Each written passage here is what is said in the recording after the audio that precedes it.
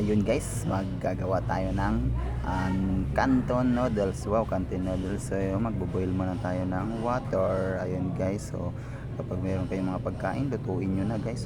Lalo na kung nagugutom kayo. Yun, may chopstick tayo. Yan, ayan po ang noodles.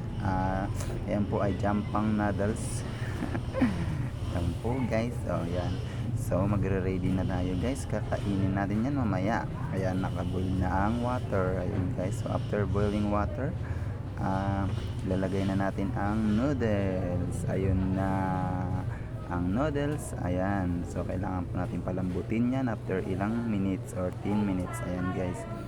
Oh, din. Yun, okay na siya guys. Ayan oh. Napakasarap nito guys. So ayan po ay sikreto po. Ayan po, hindi po pwede pangalanan. Charis, ano.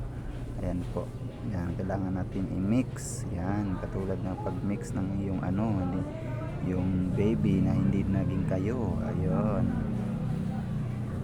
Ayan guys, masarap yan. Ayan na ang finished product ng Nyamang na canton pala. Ayan, di ba? Mukhang masarap ba guys? Tara, tikman natin. Ayun, di ba? Napakasarap yan guys. Ayan, di ba? Oh, at kailangan natin gumamit ng chopstick. Ayan. Oh, ayan na, di ba? Oh, di ba? Nakikita niyo naman kumain ako with chopstick. Ayan, tiningnan ko, marunong ako. Ayan guys, ayan, di ba? Oh, di ba? Ganyan po.